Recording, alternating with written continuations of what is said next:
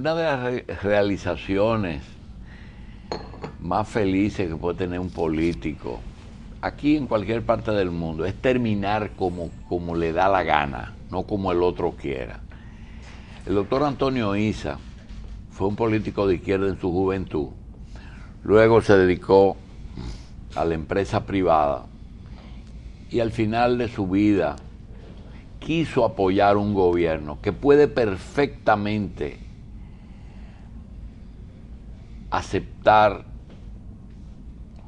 cualquier posición que él hubiera deseado. Sin embargo, prefirió ayudar desde afuera el actual régimen que gobierna República Dominicana. Lo hemos invitado a Tony Issa, amigo de toda la vida, para que visualice algunos aspectos de este gobierno de Danilo Medina, que él, desde que Danilo mostró deseos de optar por la presidencia, le dio su apoyo. Sin embargo, cuando ganó, todo el mundo esperaba al doctor Issa Conde en un cargo del gabinete y no lo quiso.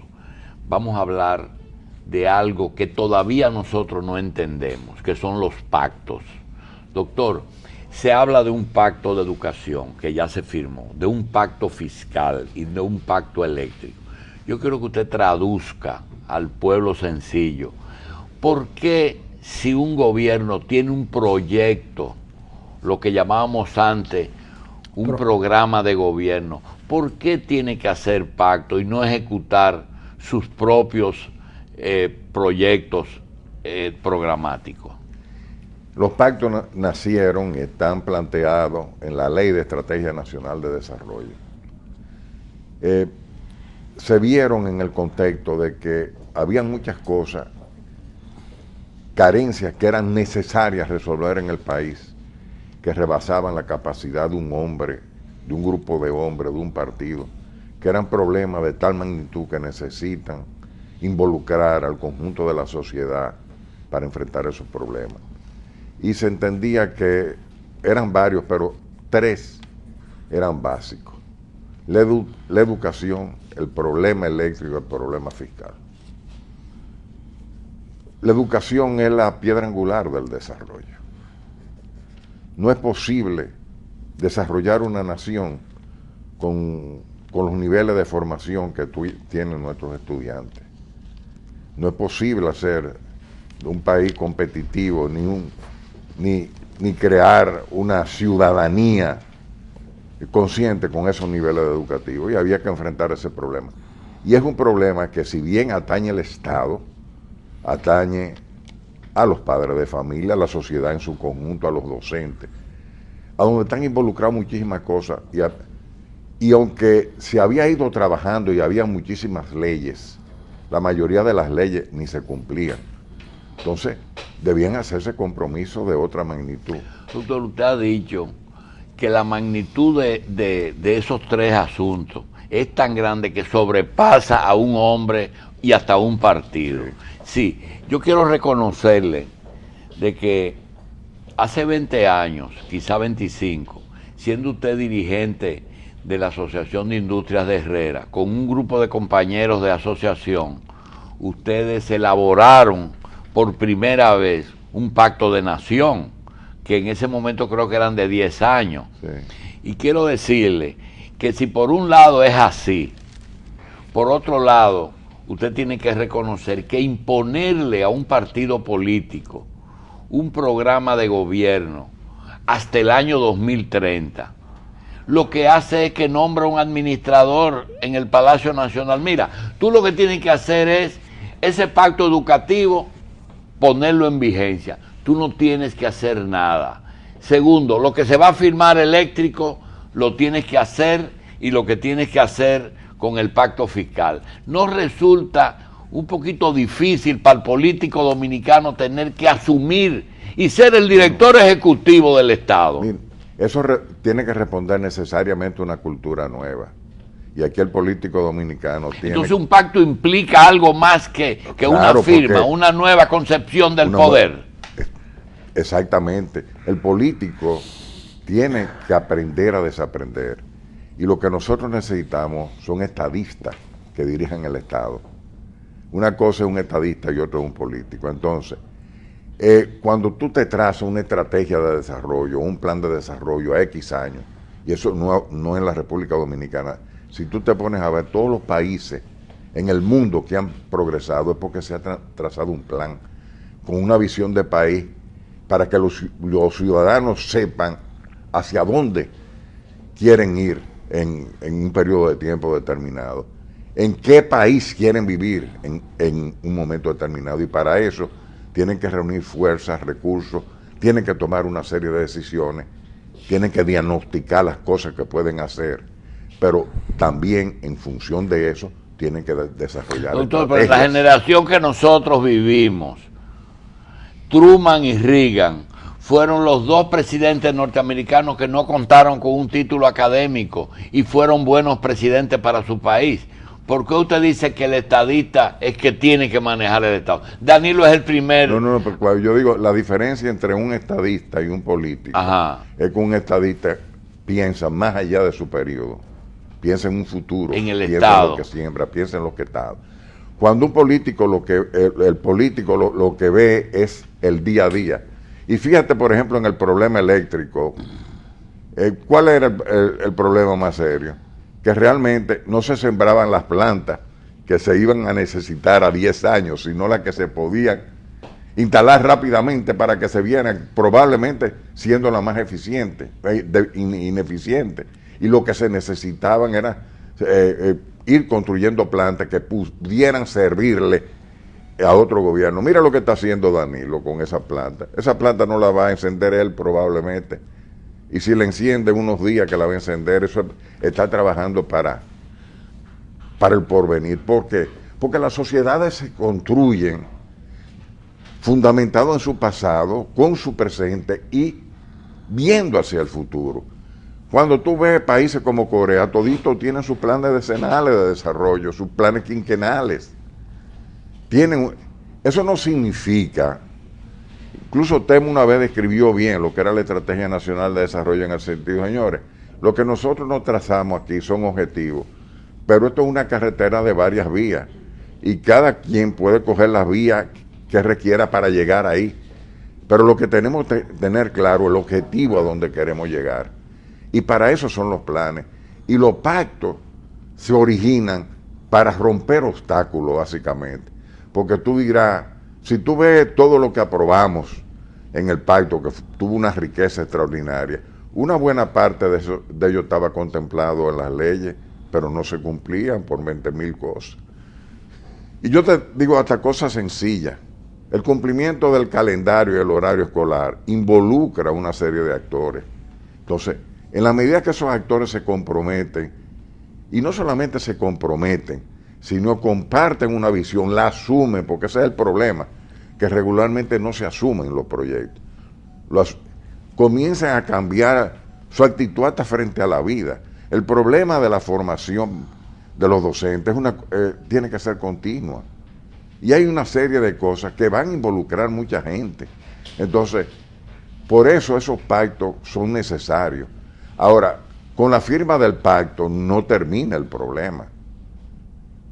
Lo fundamental es que lo asumamos todos y que nos convirtamos en veedores todos y todas para que eso se ejecute tal cual como se... Doctor, y si usted fue parte de los que primero hablaron de un programa nacional de desarrollo o de un pacto, ¿por qué usted se ha negado a participar en la implementación de esos pactos? No, mire, primero yo participé en lo que fue el primer proyecto que se hizo aquí de reforma educativa, como quien dice, que fue plan educativo, que fue el origen del primer plan decenal, que incluso las Naciones Unidas le dio a Herrera esa preeminencia. ¿Por qué?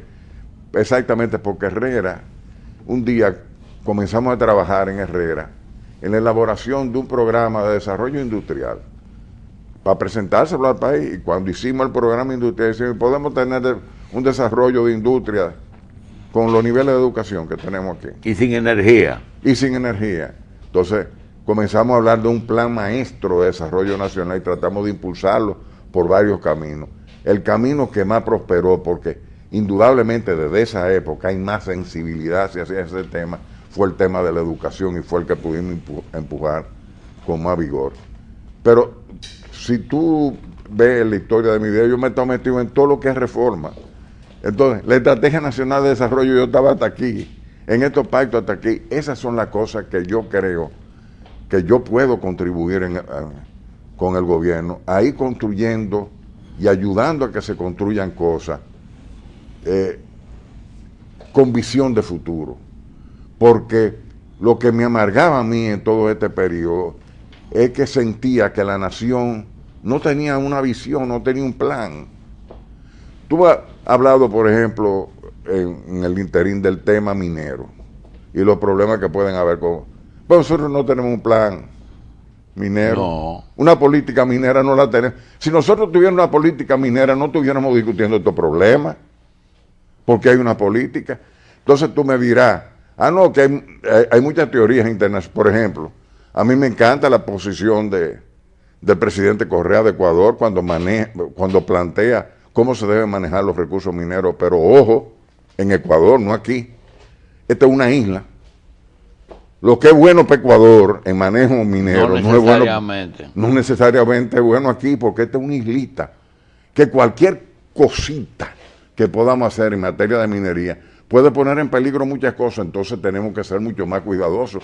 Ahora, ser más cuidadosos no significa que no crucemos de brazos. Entonces, para eso es preciso diseñar una política minera, que la gente sepa qué atenerse en este país, que se hagan los estudios necesarios para cada cosa, y no evitaríamos todo esto, que se hagan. Ahora mismo hay un problema que eso no se está discutiendo. Tú sabes que la mitad del país está concesionado. Está concesionado. Es así. Para exploración, Sí. no para explotación. Pero eso puede traernos problemas serios, en el futuro, porque no tenemos una política minera para hacer eso. Y para decir, no, espérate, esto es lo que se puede y esto no es lo que no se puede. Y yo creo que ese es el tema que tenemos que comenzar a discutir como sociedad. Sí, pero cuando hemos dado no solamente la exploración, sino la explotación, Claro. Yo entendía que teníamos que respetarla. Bueno, sí, pero eso depende de... ahí todo es pérdida y ganancia. Un proceso de pérdida y ganancia. Porque si tú tienes que respetar algo que va a significar la pérdida de tu vegetación, de tu vida, de tu cosa, tú tienes que pensar, tienes que tomar una decisión en función de los beneficios del país. Y eso es lo que se está discutiendo, o buscar alternativas. Esto no se puede manejar por pasiones, ni Doctor, se puede dice, manejar. ¿qué cambia el pacto por la educación de lo que existía antes y existe ahora? Los compromisos. Hay compromisos que no se habían hecho antes. Pero sobre todo, el pacto por la educación ha creado, bueno, que ya comenzó con el 4%, pero esto más dirigido a que la gente comience a asumir una serie de cosas. Si tú ves las medidas que se tomaron, por ejemplo, en el cumplimiento del horario escolar, de la formación de los maestros, de las tandas extendidas, hay una serie de cosas, de una riqueza increíble, pero lo más rico de todo es cómo se produjo. El resultado fue magnífico, pero cómo se produjo. Desde esas consultas populares donde trabajaron hasta niños, si tú lees las consultas a los niños de 3 a 13 años, tú te quedas asombrado. Como un niñito, a través de dibujos, te describe en la escuela que él quisiera vivir. Y te hace la crítica de lo que le gusta de la escuela y lo que no le gusta de los profesores. Pero así mismo, y yo he contado este cuento en algunos sitios, en Romana, por ejemplo, yo fui a una de las discusiones, y había una jovencita y se le preguntó que cuál era la educación que ella aspiraba, a cuál educación. Ella comenzó a describirla y terminó diciendo, en una palabra, yo aspiro a una escuela a donde los estudiantes vengamos a aprender, no a asistir. Una niña de bachillerato que te maneja un concepto como ese tiene una visión clara de lo que quiere para su futuro.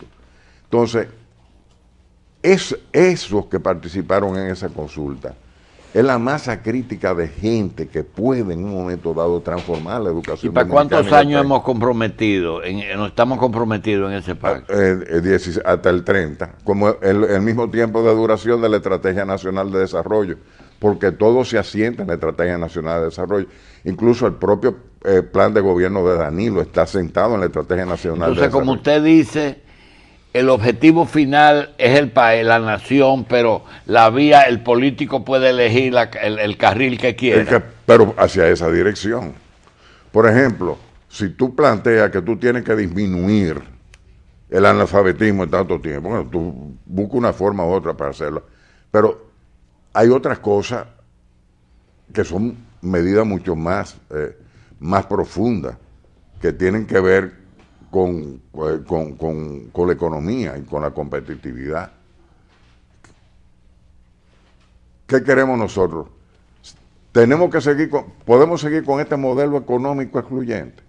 ¿Tú te crees que este país, con el modelo económico que tenemos ahora, a donde crecemos y crecemos, entre comillas, y la pobreza sigue aumentando, pero la desigualdad crece y creando problemas terribles en el tejido social, que lo está descomponiendo el tejido social?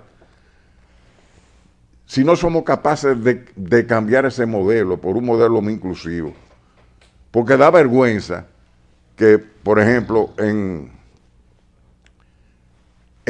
el promedio de América Latina, que somos países pobres, pero usted me está diciendo que los problemas que tenemos en la sociedad son producto del modelo económico, claro. Toda esa delincuencia y toda esa cosa. Todo. De ahí nacen. De una política de exclusión. Es que no es posible que 1% de la población sea quien reciba todo lo que produce la sociedad, mientras que el resto se está haciendo más pobre. ¿Pero qué usted habla? ¿Volver al socialismo no, o al capitalismo eso no salvaje? Es socialismo. Estoy hablando de que, fíjate, en América Latina la redistribución de riqueza, la pobreza en América Latina se ha disminuido en 41 veces, un 41%, pero nosotros no la hemos disminuido, sino al revés. Pero sobre todo la exclusión, porque cuando un ciudadano se siente que no es parte de se siente excluido, porque sus medios de ingreso no se corresponden a lo que perciben que viene en los medios de comunicación, ese bombardeo de una sociedad de consumo, mientras que hay núcleos muy pequeños de la sociedad, óyeme, con una agresividad tremenda para la creación de riqueza. Incluso, honestamente, dentro de los parámetros morales de nuestra sociedad, pero que las riquezas se están creando en lugares a donde no se crean empleos productivos. Entonces, hay menos empleo productivo. Te voy a contar otro cuento. La productividad del trabajo ha aumentado en este país.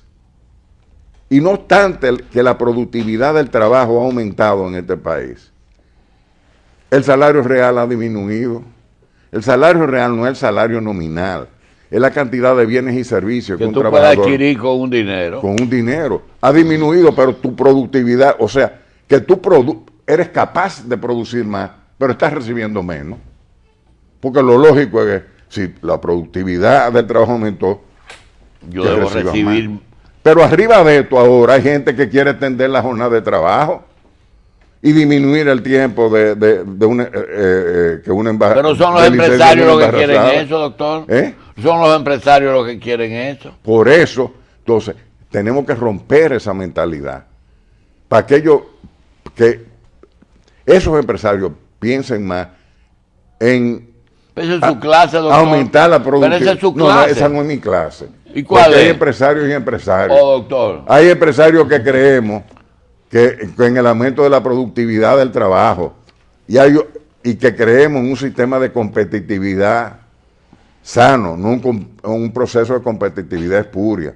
Si tú le das las condiciones a tu trabajador de aumentar la productividad, porque tú le das el tiempo para que se forme, le das los instrumentos para que se forme, lo mantiene contento, te rinde más y tú ganas. En la medida que tú le quitas posibilidades, incluso de posibilidades de negocio a un trabajador, a la larga el rendimiento será menor. Si ese trabajador no puede, con lo que recibe, comprar los bienes y servicios más elementales, no va a poder formar su familia como debiera formarla. Ayúdenme con una cosa. Sí, adelante. Don Antonio, entonces eso significa que con la propuesta matriz que estamos escuchando en los últimos 5 años de parte de un sector del empresariado, con un sinnúmero de propuestas que lesionan los derechos de los trabajadores, ¿usted no está de acuerdo? Absolutamente. Eso no es por los trogloditas que lo son, no. Pero son los más jóvenes, empresarios más jóvenes. Óyeme, pero la juventud no significa que se tenga una visión Sí. De la competitividad como la que yo puedo tener. Hay dos tipos de competitividad. La espuria, que es la que estamos acostumbrados sobre la base de incentivos, de condiciones de vida duras para los trabajadores, una serie de cosas. De evasión de la seguridad la social. competitividad fundamentada en la mejoría de la productividad del trabajo, de la formación, de la acumulación de capital social, que significa mejorar la salud, la educación, hacer que los salarios reales duren más. Entonces, ir desarrollando una fuerza productiva más capaz de... Y sostenible. No solamente son sostenible, más creativa, más innovadora, que sea capaz de producir incluso productos innovadores para mejorar nuestra competitividad en los mercados internacionales y locales. Entonces, tú puedes desarrollar ese trabajador. Sobre esa base que la mayor parte de los países del mundo que han adquirido niveles de desarrollo aceptables, lo han hecho sobre esa base.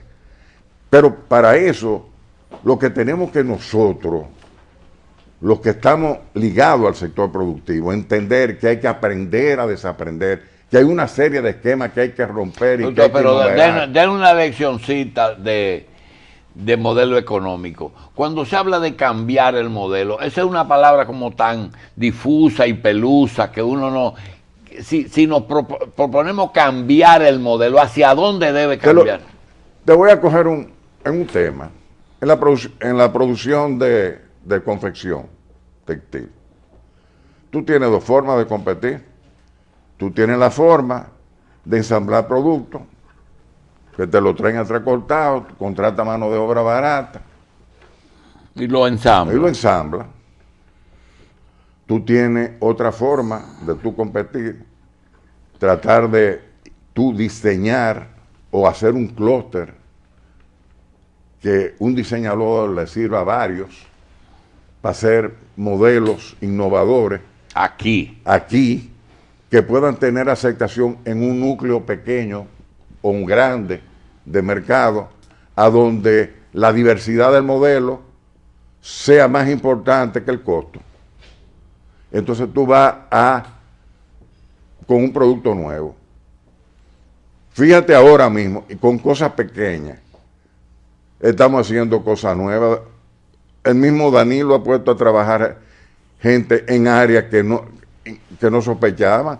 La producción del aceite de orégano tiene un mercado. Eso es innovar.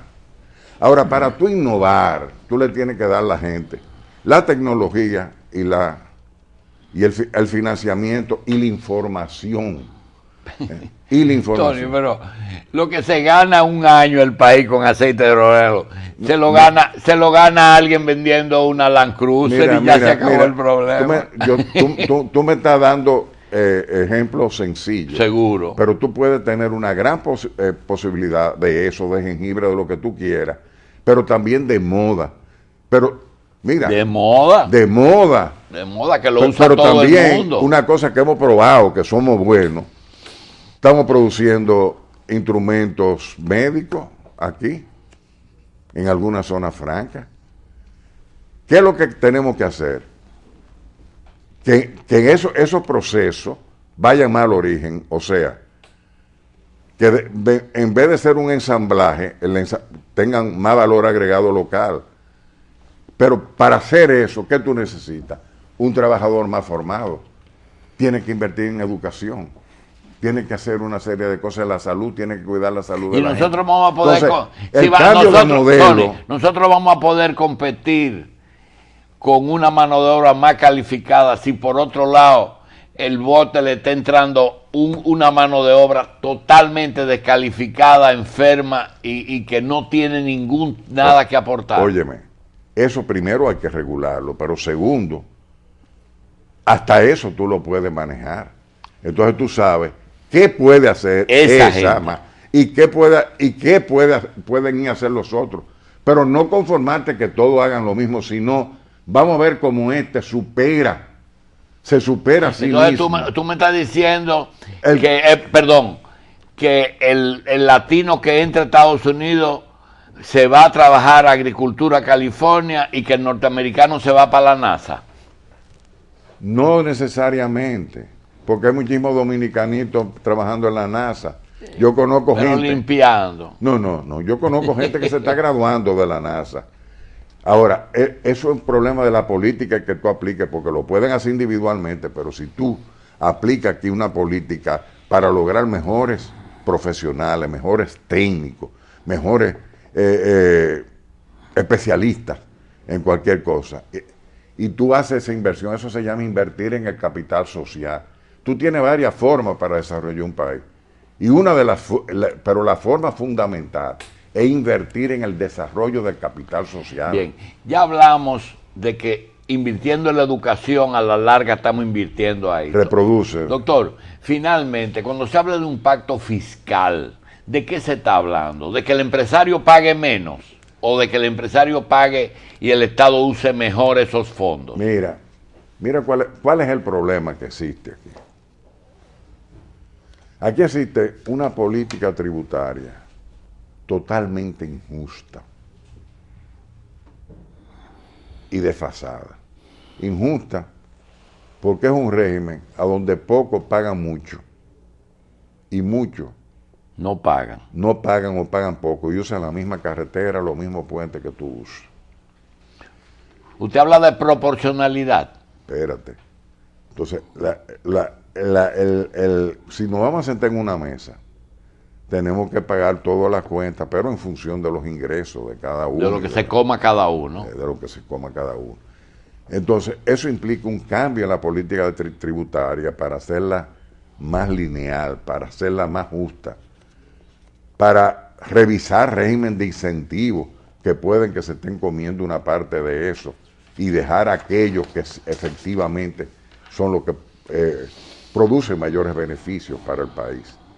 Pero además, una reforma fiscal implica una ley de responsabilidad social, porque el pueblo, el que paga, quiere saber cómo le gastan su dinero, y se necesitan leyes de responsabilidad social. Ahora en el gobierno de Danilo hemos progresado muchísimo en el manejo de los fondos públicos, con la ley de contrataciones, cómo se está aplicando. Están haciendo cosas que nunca se han hecho para un manejo correcto de los recursos públicos. Pero una ley de responsabilidad fiscal está por encima de los hombres, de los cambios de gobierno. Y esas son de las cosas que un pacto fiscal tiene que abordarse. Doctor. Don Antonio, volviendo al tema del código laboral, que es la discusión que va a iniciar mañana, después de que el sector de los trabajadores deposite su propuesta. Un sector del empresariado le ha dicho a este país que uno de los problemas que tenemos dificultades para mejorar los niveles de competitividad es que los empresarios no pueden pagar el sueldo ni la seguridad social. Disminuyendo esos derechos, ¿se mejora la competitividad? Mija, es que estamos hablando de dos competitividades distintas. Yo hablo de competitividad auténtica, ellos hablan de competitividad espuria, que se fundamenta, son dos conceptos totalmente. Yo lo que propongo es que se mejore la productividad del trabajo. Y para mejorar la productividad del trabajo, hay que hacer todo lo contrario de lo que ellos están diciendo. Me explico. No es verdad que tú, aumentando la jornada, va a aumentar la productividad. No. Vas a tener un productor más cansado y que no va a tener tiempo ni de divertirse ni de educarse. Entonces va a tener una persona estancada. Mientras que si tú a ese trabajador le vas enseñando a mejorar la productividad del trabajo, a educarse, a utilizar correctamente el ocio, tú vas a tener una gente que se va superando, una gente capaz de innovar, una gente capaz de producir más en menos tiempo. Y ese es el trabajador, y ese es el tipo de competitividad que nosotros debemos aspirar. Doctor Issa, finalmente, ¿usted está optimista y cree que con el actual régimen estamos dando los pasos correctos hacia esos 3 pactos? Claro que sí, se están haciendo. ¿Por qué? Esos pactos estaban lentos por una razón muy sencilla: confianza. Uno de los problemas que teníamos era que la sociedad no tenía confianza en los gobiernos. Entonces, Danilo ha despertado la confianza. Y yo quisiera que ustedes vieran ese pacto educativo, que fíjate cómo comenzó, muchos sectores, ojeriscos ahí, y hablando cosas, de que comenzó, óyeme, eso fluyó. ¿Por qué?